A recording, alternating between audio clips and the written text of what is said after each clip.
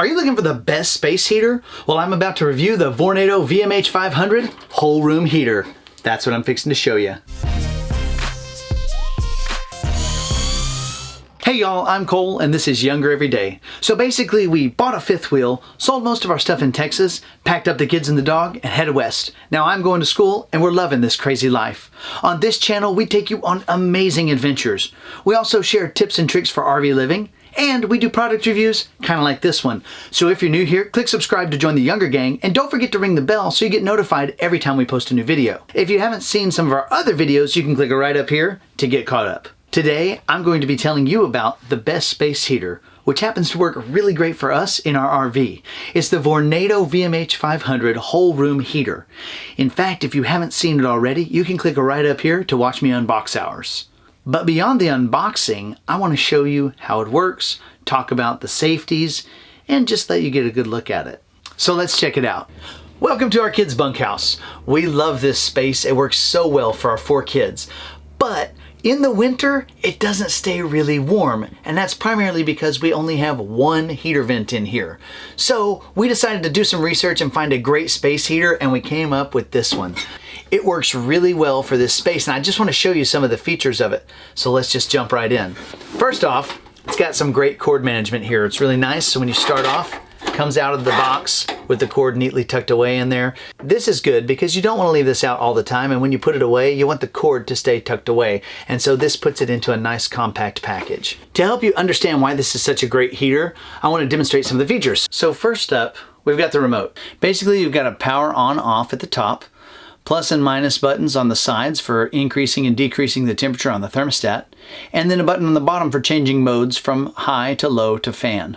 The last button down at the bottom with a little clock on it is the timer button, and that'll cycle through all the different available timers. Even though we're using this in an RV, in a fairly small room, the remote is still really handy, because at night, a lot of times I'll come and check on the kids and I can kind of peek in the door and adjust the temperature without coming in and potentially waking somebody up.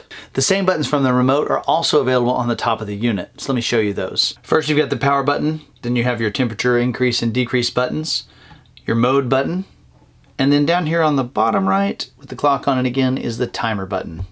I'll go ahead and turn it on so I can show you how it operates. As you can see, there's a nice display here that gives you the readout showing the temperature in the room, and when you adjust it, it will actually show you the temperature the heater is set at. When you turn it on, the heater will come on low. To move from low to high, you'll hit the mode button once. Then if you've decided that you're done with the heater for a time, you can hit the mode button again to switch it to fan.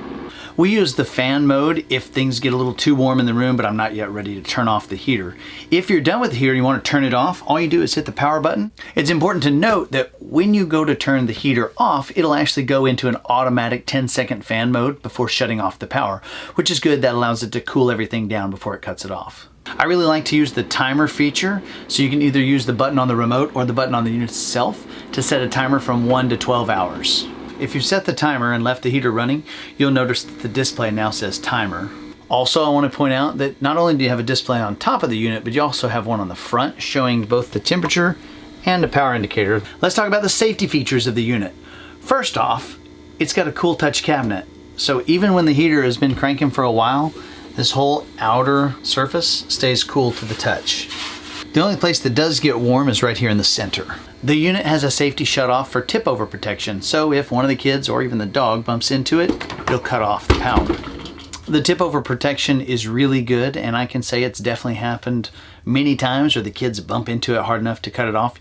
Usually not even tipping it over, but hey, I'd rather it turn off than tip over and catch something on fire. Another really cool safety shutoff feature it has is it can detect if the temperature up close to the unit gets too high, and it'll turn off. What could happen to cause that would be if the kids accidentally dropped a blanket or maybe even a stuffed animal up against it. It start getting too hot, and it'll actually turn off in that instance as well. So this heats this room really easily. In fact, it really can do a much larger room. I've taken it out and used it in the living area before, and it works great, and it could even do a big room in a house. But for this space, I usually turn it on while the kids are getting ready for bed, about 5-10 minutes, and the room is nice and toasty. I usually decrease the temperature before they go to sleep and set it on a timer so it'll stay on through the night and not be on once the sun comes up and it starts to warm up in here. The fan feature works really well in the winter. So when it gets too warm in the room, I can turn the fan on for 5 minutes or 10 minutes or 20 and it'll cool it off really fast. But in the summer, it doesn't work so well as a fan. So unless you're sitting right in front of it, don't expect to use it for a fan. In addition to the safeties, and I think just the general aesthetic of it, probably one of the best features is Vornado's 5-year satisfaction guarantee. And I can say that as a customer who's used it. Probably the kids bumped into this one too many times or something, and our first unit actually did fail after we'd used it for quite some time. I contacted Vornado, told them what was going on, and they asked for some pictures, serial numbers, a couple other things, and then very rapidly sent me a whole new unit with no problem. If you're interested in a sleek looking, great space heater with a remote and a digital thermostat, then the Vornado Whole Room Heater could be just what you need. That's my review of the Vornado Whole Room Heater, and given that it has all the cool safety features and all the other things I've talked about, as well as a great guarantee, I give it 2 thumbs up. So if you're in the market for one, I hope you'll check this one out. Now I want to know, have you found a great space heater for your purposes? If so, which one did you get? Let me know in the comments below. I really hope you enjoyed today's video. If you did, be sure and give me a big thumbs up and let me know you liked it. And don't forget to click subscribe to join the younger gang so you can become a part of our awesome community. Also, I hope you'll check out some of our other videos right over here. So, looking for a great space heater to keep kind of a cold part of our RV warm in the winter and then sharing it with you? That's just another way we're living younger every day. Thank you so much for watching, and I'll see you in the next one.